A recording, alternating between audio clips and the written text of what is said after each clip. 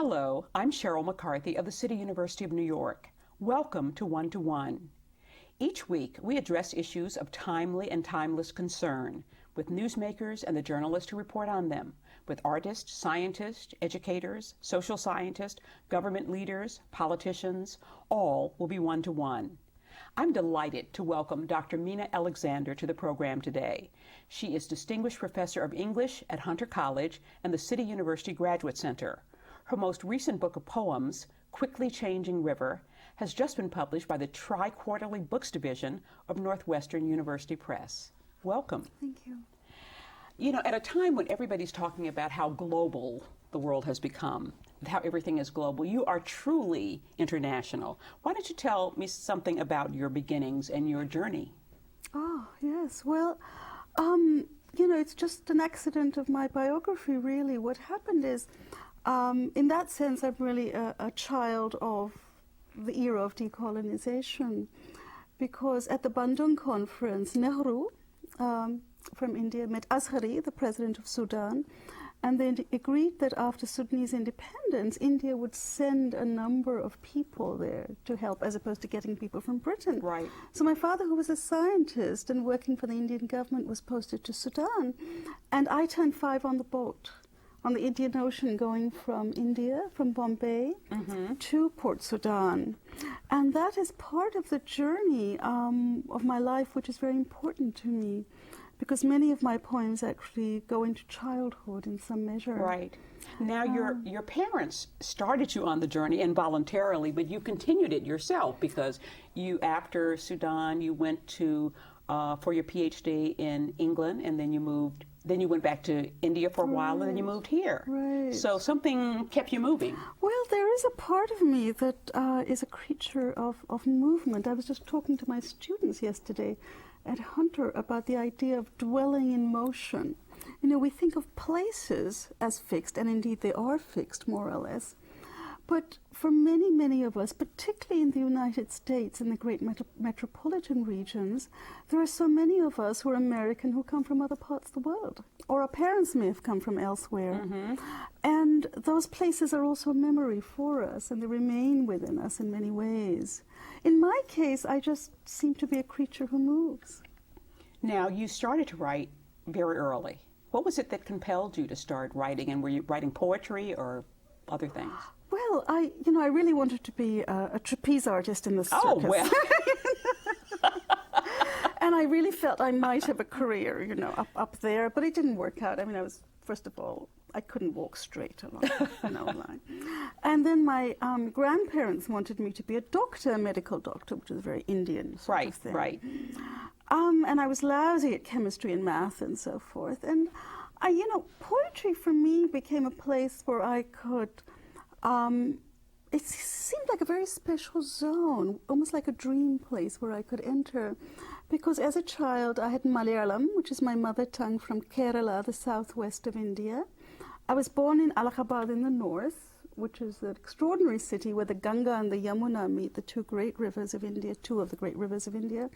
And then I lived for many years in Khartoum, where the blue and white Niles meet. So I've lived at this, what is called Sangam, the meeting of rivers.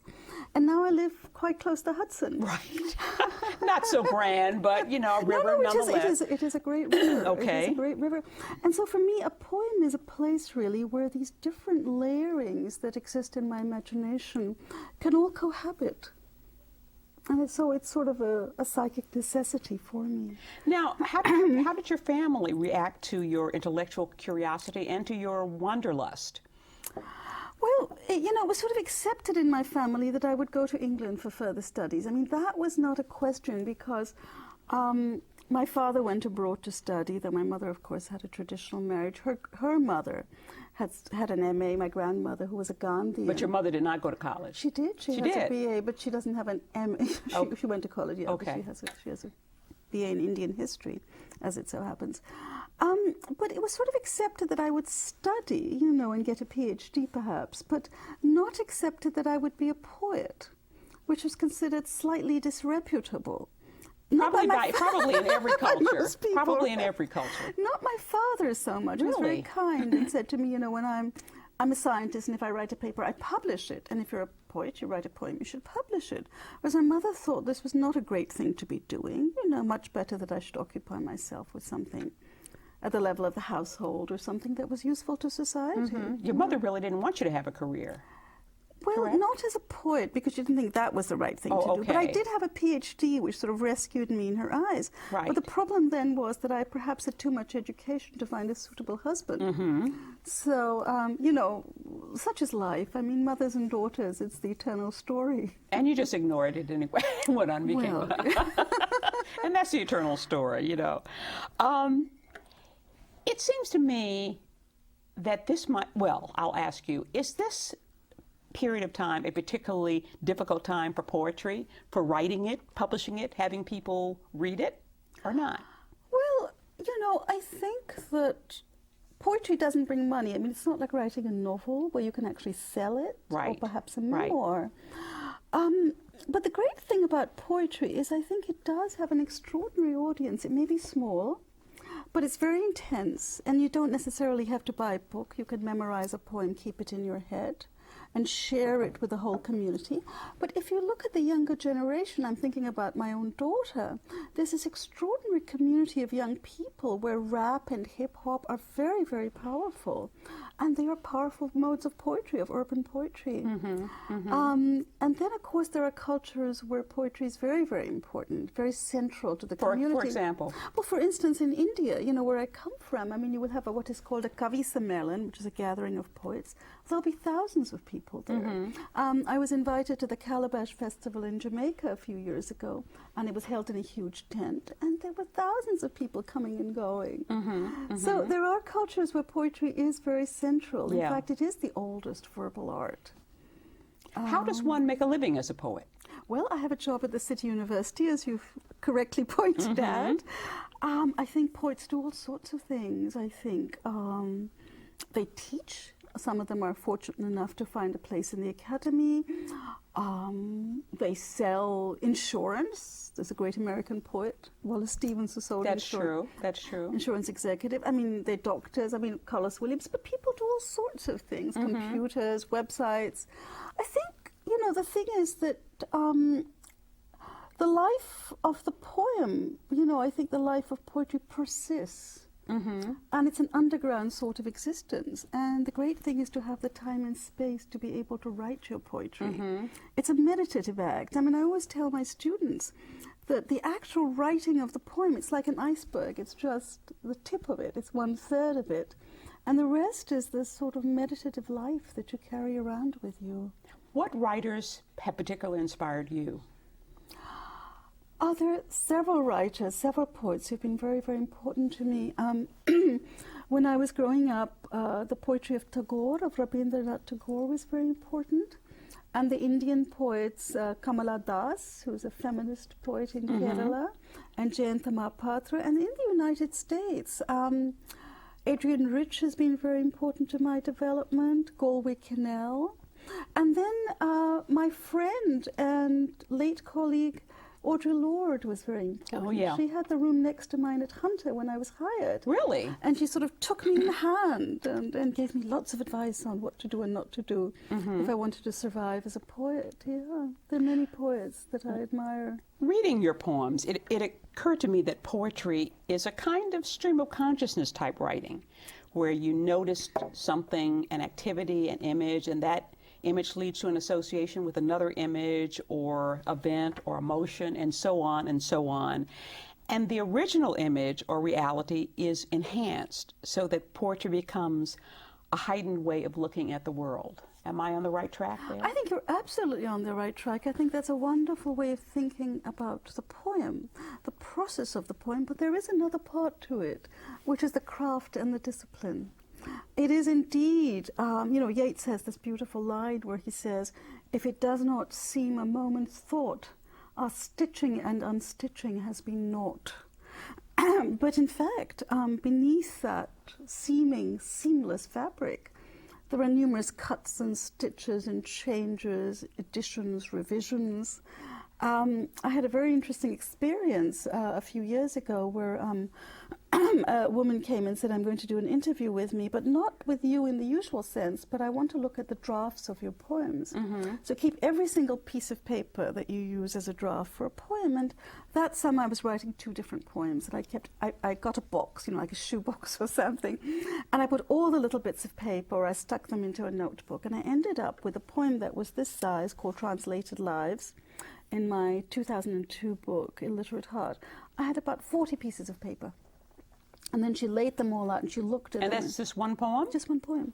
And she had this extraordinary essay, sort of interview essay, in a book called Black Lightning, actually, that she published about the layers of the poem. And I was stunned because, you don't keep it in your own head. I was stunned at the amount of labor that actually goes into the distillation of a poem. Right.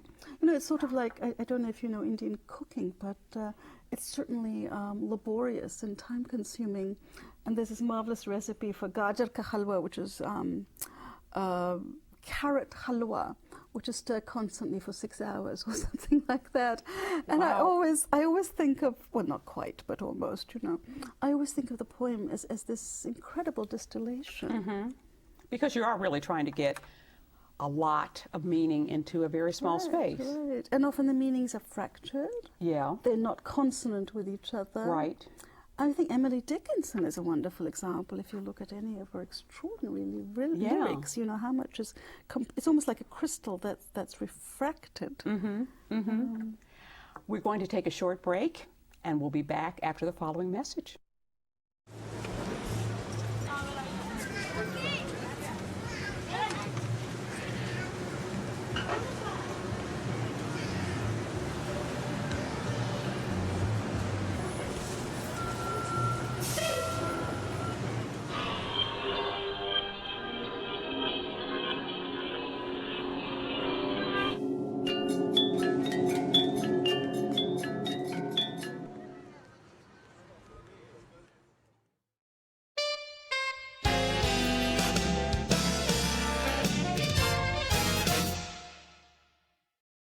Welcome back to One to One. I'm Sheryl McCarthy of the City University of New York, and I'm talking with Dr. Meena Alexander, Distinguished Professor of English at Hunter College and the City University Graduate Center.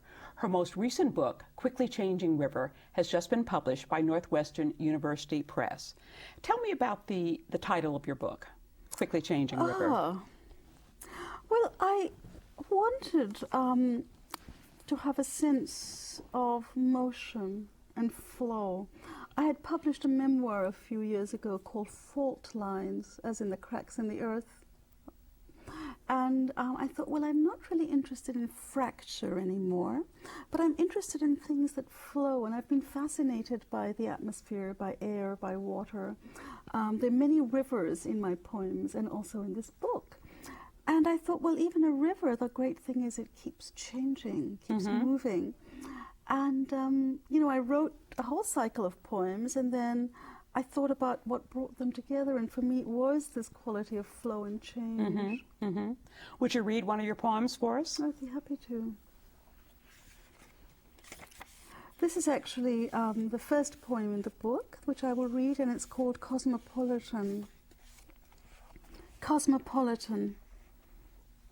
You want a poem on being cosmopolitan? Dear friend, what can I say?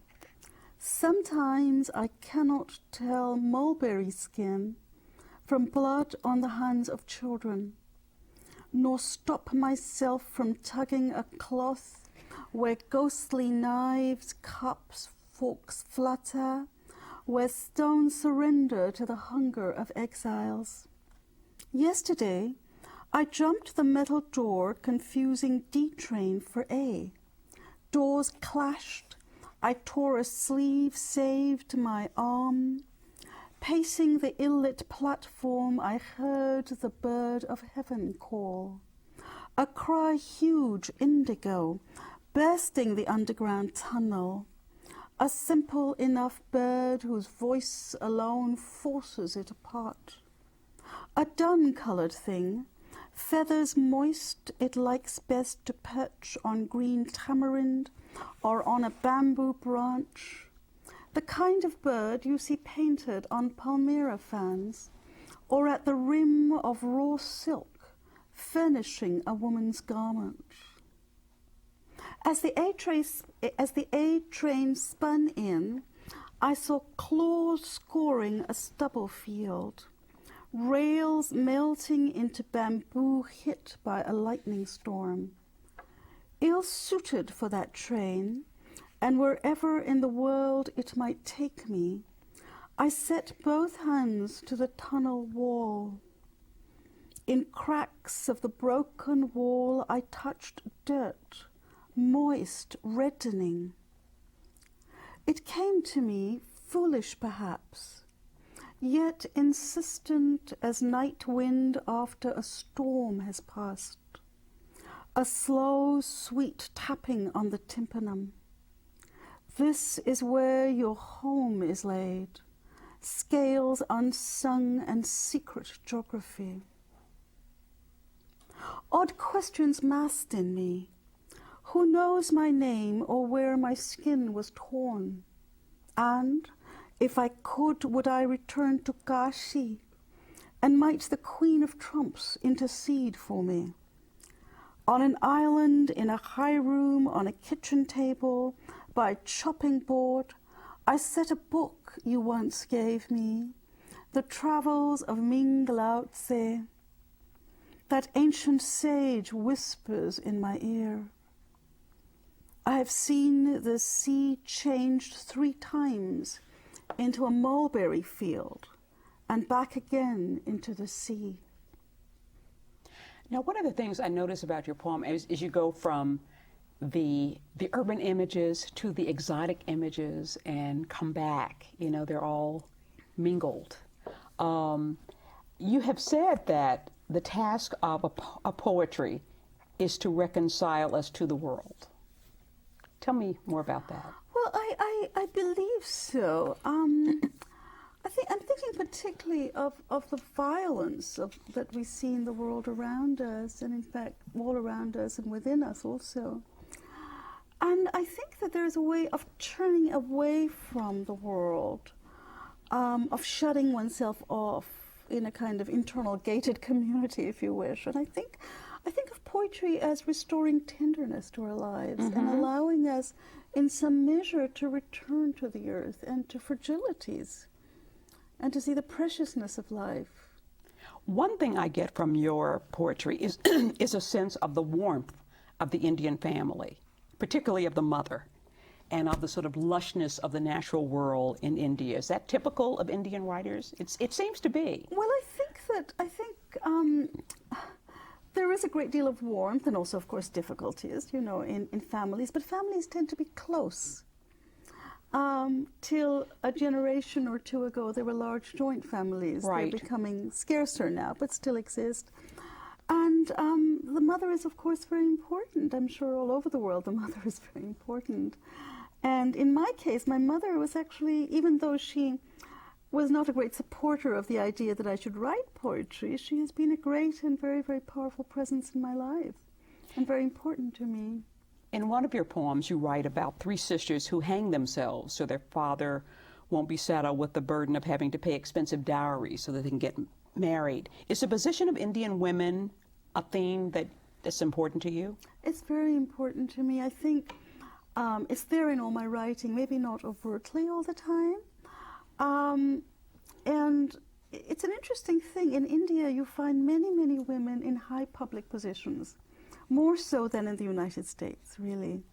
On the other hand, you also find terrible, terrible inequities existing at the same time. So it's a large and complex society. You know, I come from it and I live here. Yeah. Must poetry necessarily be esoteric? Oh, no, not at all. Oh, not at all. I think poetry, you can write a very, very simple poem about a leaf falling, a very minimal poem, and it might be a great poem. Because I think some people's complaint about poetry is that it's hard to penetrate. You know, it's a lot of work. It can be a lot of work. It really depends. Right. Well, you know, it is. You see, it's interesting because we're poets. We work with language. If I were a painter, I'd be using color, and because language is used all the time, as you know, in sound bites and advertisements and so forth, in a sense, a poet has to rinse the language, has to wash it and make something anew of it. And sometimes it does become a place to present great complexities. And yet it can also be luminous. Yeah, yeah. You've lived in the United States longer than you've lived anywhere else. That is absolutely true. And in New York. And in New York a long time. And while you have written various things in French, Hindi, pronounced Malayalam? Malayalam. I haven't Malayalam. actually written in Oh, Hindi. you haven't? I've written in French, but not Hindi. Okay. It's been translated, but I haven't actually But you write written. mostly in English. I do. And you said that you find American English liberating. Oh, enormously. I love it. I mean, because I was brought up in this Anglophone tradition, and then I studied in England, and because I went to a British school when I was a small child, I was sort of taught that there was a way of pronouncing things and so on. And then and of course, English is also an Indian language, because it's used all over.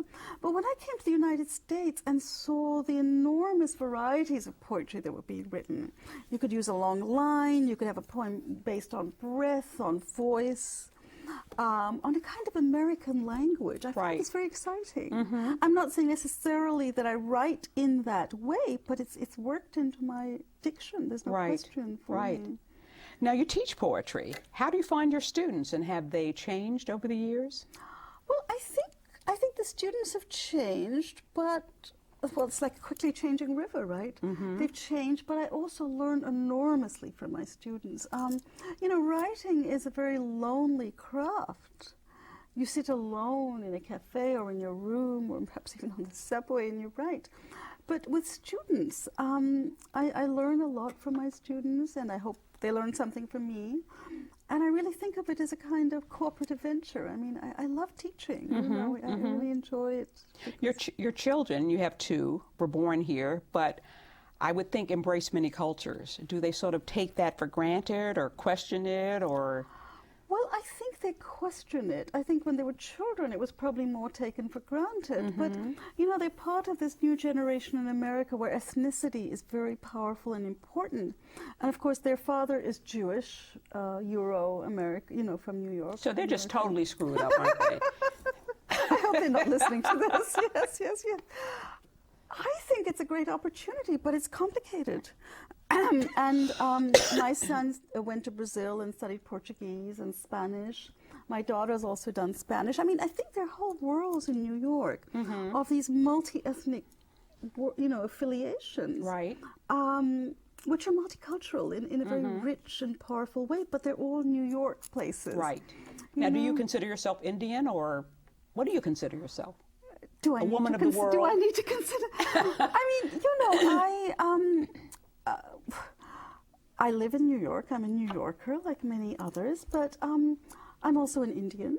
I'm an American. I mean, I think we all have fluid identities. Right. No, I think it's very interesting. I think the one place where a few years ago, the Arts Council of England invited me to give some readings there, and they said to me, well, and I was sort of billed as Indian writer, but the only place where they said they put a big poster saying American writer was in a maximum security jail, a prison.